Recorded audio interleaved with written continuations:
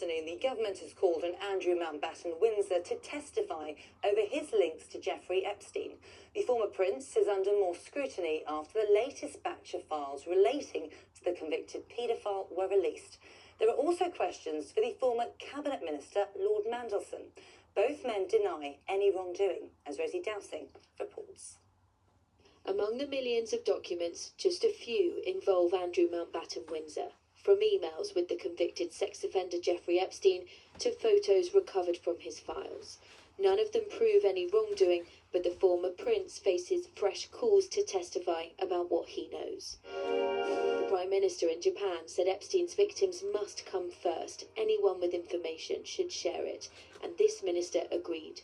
The focus of everybody should be on the victims who suffered as a result of these appalling crimes that we're learning more about. And what the Prime Minister said is quite right, that anybody who has information that can help expose the wrongdoing should share that information. He was sacked last year after revelations from an earlier batch of Epstein files, but former ambassador to the US, Peter Mandelson, also features this time round, pictured here talking to a woman in his underwear. There are also bank statements which seem to show he received $50,000 from Epstein in 2 separate payments.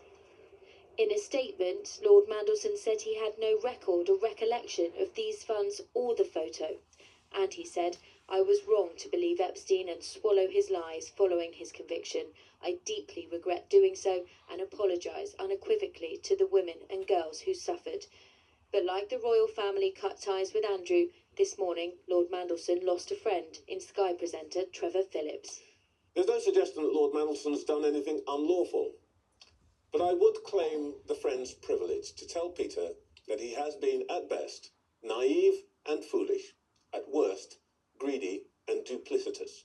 Behind the calls for former Epstein associates to testify to Congress are his survivors, victims who were as young as 14 and for whom these files bring with them more questions than answers. Rosie Dowsing, ITV News. After nearly 2 years, Israel say they have partially reopened the Rafa crossing between the Gaza Strip and Egypt, which is a vital gateway for both civilians and humanitarian aid.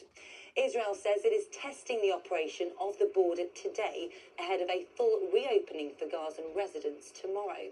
Unblocking the Rafa crossing is part of the next step in the ceasefire deal between Israel and Hamas.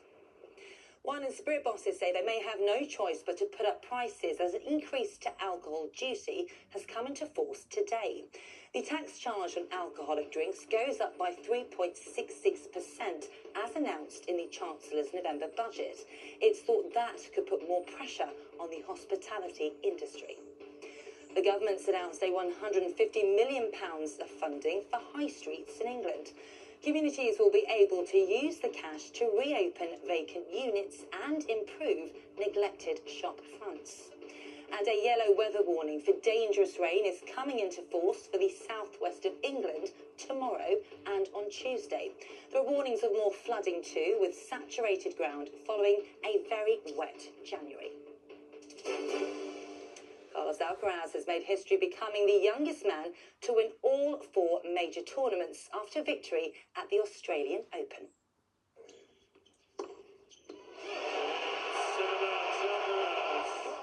The 22-year-old took on and beat tennis giant Novak Djokovic 2-6, 6-2, 6-3, 7-5, denying the Serb his own moment of history. The win for the world number 1 Alcaraz makes this his 7th Grand Slam title in his career so far. Finally, the biggest names in music are gearing up for the Grammys tonight.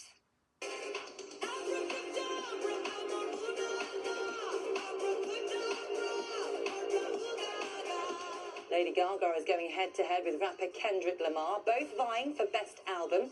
This is the first time since 2018 that a British artist hasn't been nominated in the big 3 categories, that's Album, Record and Song of the Year. But 2 UK stars are in the running for 1 award.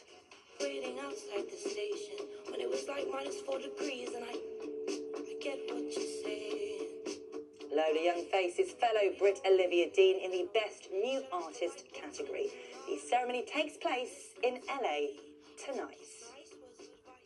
And that's all we've got time for. Charlotte is back with an update at 4:30. Until then, do enjoy the rest of your afternoon. Bye-bye.